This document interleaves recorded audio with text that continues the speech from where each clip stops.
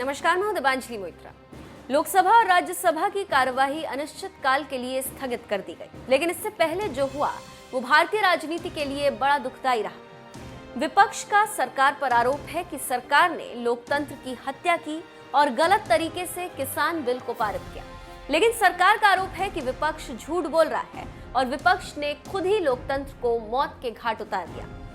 इसी बीच राज्यसभा में कृषि बिल पर सरकार के पास समर्थन नहीं था, लेकिन सरकार ने बड़ी आसानी के साथ ही उसे पारित करा लिया।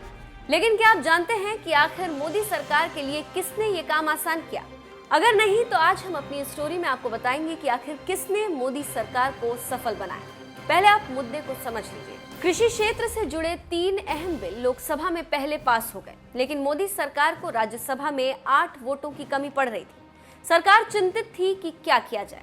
वहीं कांग्रेस विपक्ष को एकजुट करने की कोशिशों में जुटी थी। एनसीपी, आप, वाम दल, टीएमसी, एसपी, बीएसपी, टीआरएस जैसे कई दल एक मंच पर आ भी गए।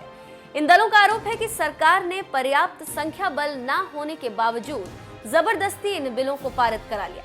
हालांकि इसी उच्च सदन में अन्ना द्रमुक, बीजेडी, वाईएसआर, कांग्रेस जैसे दल थे जो कांग्रेस की इस मुहिम से दूर रहे। जाहिर तौर पर इससे ये सियासी संदेश गया कि इन बिलों को पारित कराने के लिए सरकार के पास इन 3 दलों का समर्थन था।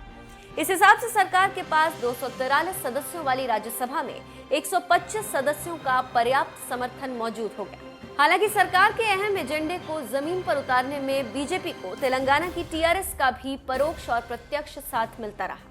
लेकिन कृषि क्षेत्र से जुड़े बिलों के मुद्दे पर इस बार टीआरएस भी विपक्ष के खेमे में पहुंच गया। राजनीतिक विश्लेषक राज्यसभा में बीजेपी की जीत को कुछ इस तरह समझाते हैं, जैसे कि तेलंगाना में टीआरएस, आंध्र प्रदेश में वाईएसआर और तमिलनाडु में एआईडीएमके की कांग्रेस प्रमुख प्रतिद्वंदी।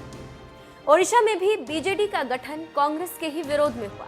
यही कारण है कि राज्य की सियासत के मद्देनजर ये दल केंद्र की राजनीति में भी कांग्रेस से दूरी बनाते आए और यही कारण रहा कि उच्च सदन में इसका लाभ बीजेपी को मिला। कृषि बिल पारित हो गया और इसके 3 किरदार बने, चंद्रशेखर राव, जगन मोहन और पलानी सामी। इन्होंने ही बीजेपी की नैया पार कर दी और बीजेपी के संकट मोचक बन गए।